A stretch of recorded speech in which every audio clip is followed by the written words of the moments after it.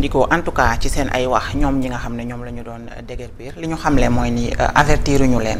te même bu dee avertir nañ leen sax xam nga le karma existe te gis nga lii am nii ak nguuru Pastef man karma laa ko tuddee xam nga lu tax ma tuddee ko karma Nafissatou xam nga kii nga xamante ne tey jii moom moo jiite suñu gouvernement muy Ousmane Sonko dafa demoon taxaw digg Kër Massar am lu mu leen wax.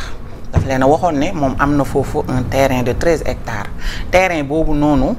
daf ko nar a jël def ko un centre commercial dafa nar a permettre aux jeunes yi nga xam ne ñoom ñooy occuper peut-être la voie publique ñoom ñooy occuper peut-être yi nga xamante ne moom mooy bordure marché yi ngir di wut lu ñu am parce que il faut souligner aussi d'abord que jeunes yi ngay gis foofu noonu yëpp tey ñuy jaayaatu ñoom ñëpp ku ci nekk da ngay daan sa doole ku ci nekk da ngay wut loo am ngir dem bokk ko ak sa njaboot da ngay wut loo am ngir dem peut-être dimbalee ko sa ay waajur tey dafa sukkandiku woon ci phénomène boobu ni mooy tax sax jeunes yi am courage toog ci réew mi donc terrain boobu dina ko mettre à la disposition de la jeunesse def ko un centre commercial ngir permettre aux marchands ambulants ñu am un refuge. animu tey ani loolu ani terrain boobu dafa waxoon jënd na ko ba noppi jënd nañ ko ba noppi tey ani terrain boobu ani centre commercial boobu suñu tëbee loolu yépp ndaw yi nga xamante si bi tey ñoom la ñu nekk di déguerpir fi ñu nekk bu ñu fàtte ne ñoom ñoo doon xeex ndax ñoom ñoo doon taal dëkk bi ndax waa Pastef kon ñoom itam lépp lu ñu teg seen kaw rek man dama naan dañ koo mérito parce que gis nga le choix dafa am importance même bu dee le métier sax dañ naan la le choix du métier est le choix le plus important de la vie mais du ma ne métier rek maanaam choix moo am importance nit ki choisir moo xam jëkkër ngay choisir moo xam jabar ngay choisir moo xam leneen ak leneen mais choix dafa am solo surtout ki lay jiite ki ngay dénk sa alalu bokk moomeel gi ñu jël tey dénk leen ko un maire comme Bilal Diatta moom mu mel ne karatéka ci kaw nit ñi vraiment man xaw ma sax fan laa ko war a qualifier mais en tout cas nous sommes pour que ñu def désencombrement dëkk bi peut-être voie publique yi ñu dégager ko mais pourquoi pas ñu wutal xale yi foo xam ne dinañ fa centre boo xam ne dinañ fa recaser wu ba noppi mën a continuer seen ay commerce balaa ñu ñëw rek nangu yëpp ci ñoom est-ce que lii nii du yokk chômage bi est-ce que lii du tax chômage bi gën a bëri ci réew mi bu loolu weesoo maa ngi masawu sama confrère et consoeur yi nga xam ne teewoon nañ foofu démb ngir def couverture médiatique Bilal di karaté seen kaw di naaw di jaxase ay caméra mel ne koo xam ne yow Superman sax daw raw man doo sax comprendre lan ngay wax des leader dafa am loo war a incarner mais leader boo xam ne déjà ñi nga xamante ne ñu ngi ma doon message ñi di ma woo ba ci Fall léegi rek moom ma koy laaj naan Feuz bi ñuy dégg dafa foxoj yow la wala du yow non c'est pas moi c'est une consoeur Feuz John maa ngi koy masaw bu baax a baax moom tamit nii la woon bi mooy deuxième fois même bi nga xamante ne ci manifestation préélectorale yi daanu woon na fi xëm aussi sama téléphone bi da doon xar ñëpp dañu ma doon woo naan ma Feuz yaa daanu yaa xam donc pour vous rassurer c'est pas moi mais en tout cas ak lu mënti am rek ñi nga xam ne ñooy les organisations de la corporation yëpp tey yëngu nañu parce que gis nga à travers des communiqués respectifs ku ci nekk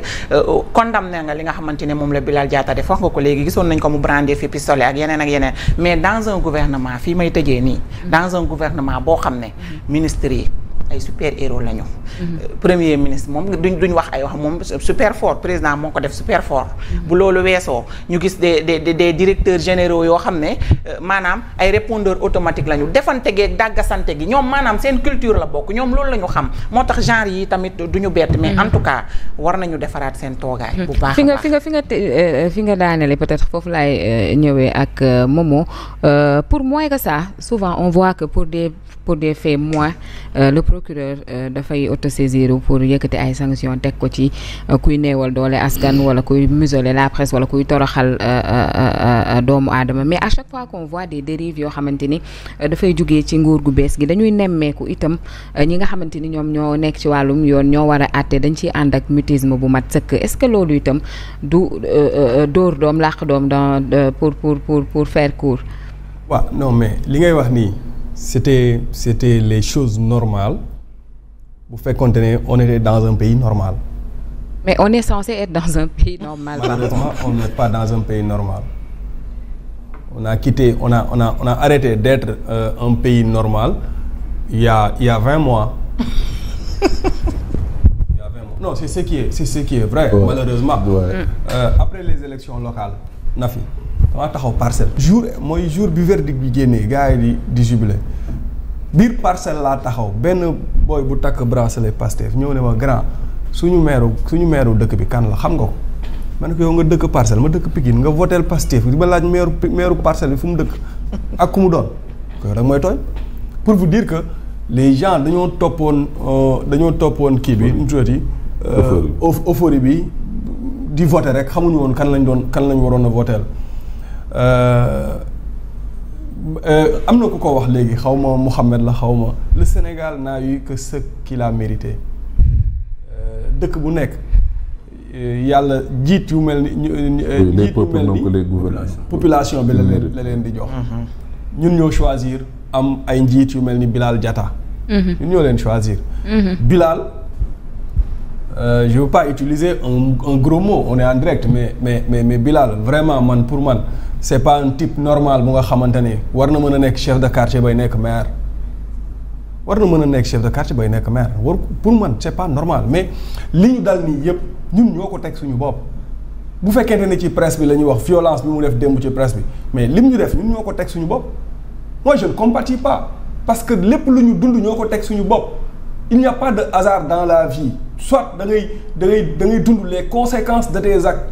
c'est nous qui avons créé des monstres yoo nga xamante ne ñoom ñoo ñu nekk di ñu dévorer one by one et chaque jour que Dieu fait on subit les conséquences de nos actes dañu war a subir on va subir en silence ñun ñëpp parce que ñun ñoo jël ñii nga xamante ne dans un pays normal amuñu kàddu duñu wax seen kàddu du jug buñ am na ci daf ci am ñoo xamante ne mooy li Ousmane Sonko wax dëgg la daf ci am ñoo xamante ne bu démb bu tey baaxoon bu tey normaloon dañuy raser les murs Bilal Diatta en fait partie bu ñu nekkoon dans un pays normal il n'a pas droit à la parole wala wax bay jiite il n'avait pas droit wax ci pénc dafa am ñoo xamante ni amuñu droit wax ci pénc bay jiite mbooloo wala bay jiite dëkk Bilal en fait partie mais Bilal wax nga ko fi léegi moom moo fi génne woon en tant que édile moom moo fi génnee goon di menacé waate mais Bilal moo fi dem ci concert fekk fa Barthélémy Diaz nekk muy def ay affaire de dof yooyu noonu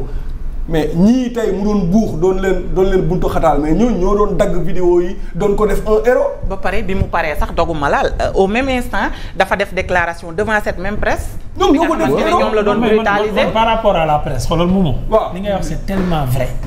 man nee naa diggante presse bi ak waa Pastef ci nguuru Pastef ci régime Pastef lépp lu leen ci dal ci lu ñaaw yàlla na yàlla xeb dolli yàlla na gën a ñaaw. diggante non mais il faut compatir quand même nag. xam nga lu tax moi je compatis man li ma metti feuse xam nga lan la mooy que nous sommes là yow xam nga yaa ngi compatir demain sa benn concert mooy génn di défendre Bilal Diatta di la xas. effectivement est-ce que ñooñu solidarité bi comme Pastef dañoo ñëw indi benn affaire na fi xam nga lu Pastef indi affaire bi nawetaan la ku ne sa AS. non mais man choisir naa sama camp beneen camp bi lu leen dal sama yoon nekku ci. c'est entre eux gis nga Bilal Diatta ku mu këdd te ngay journaliste su Pastef projet bi xaw ma nu ñu koy woowee seen affaire boobu. xoolal dammal foqajal deewal je m'en fous. mais parce que bu subaa non xaaral na fi ma wax la xaaral na fi demain wala xew na fi sax dans le passé suñu taalee TFM yan journaliste ñoo doon kontaan yu projet bi non. suñu daan menacé Zik FM yan journaliste ñoo daan kontaan yu projet bi non suñu daan fekk un journaliste Zik FM bu dem ci terrain bi ñu koy yuuxoo ñan ñoo daan kontaan ñan ñoo tuddee des médias kër dof yi c'est des journalistes ñooñu bu subaa entre dof ñoom bu ñuy këddante lu sama yoon. mais xam nga ñooñu foofa na man daf ci am ñoo xamante ni je ne les considère pas ñu bokk ci corporation bi il faut aussi qu'on soit sérieux parce que dans ce pays il y a des journalistes très respectés yoo xamante ni nii ba àdduna di tukki ils seront ici ci rang wu de vrais journalistes par contre ñi ngeen di wax man du ma leen woowee journaliste dama leen di woowee des militants parce que ce qu'ils font c'est du militantisme c'est pas du journalisme alors aujourd'hui il faut faire la part des choses il y a des journalistes au Sénégal et il y a des militants au Sénégal am na ci ñoo xamante ni boo leen di xool Mohamed da ngay xam ne ñii ce qu'ils font c'est du militantisme c'est pas du journalisme xam nga ñun loolu la ñuy wax mais ñoom dañ naan ay journalistes lañ waa Pastef di leen woowee les vrais journalistes démb ci kii nga xamante ni moom moo gaañu mais j'ai lu un commentaire sur sa page Facebook le gars il dit le linge sale se lave en famille kaa ñu waxtaanee ko affaire yi noonu et je me suis dit que comme c'est en famille nañ ko gérer en famille man je ne compatis pas comme ay affaire de corporatisme non je ne suis pas dans ça mais ñoom ñii mais il faut respecter la solidarité corporative je ne me solidarise pas dafa Nafi man du ma naa fekk man li ma gëm man moom laay wax ci kaw je ne me solidarise pas ñoom ci li nga xamante ni ci lañ nekk nii parce que je ne les considère pas comme des confrères et des consoeurs man kooku c'est ma part personnelle su neexee nag sénégalais ñëpp ŋàbb ma mais man loolu mooy suma position bopp dama doon continuer ci Bilal yëfu abruti yi nga xamante ni moom lay def bi loolu passé Bilal a convoqué une conférence de presse mooy bi Ousmane Sonko defee déclaration dal ci kaw. dal ci kaw mooy costume bu orange. waaw dal ci kaw Diomaye.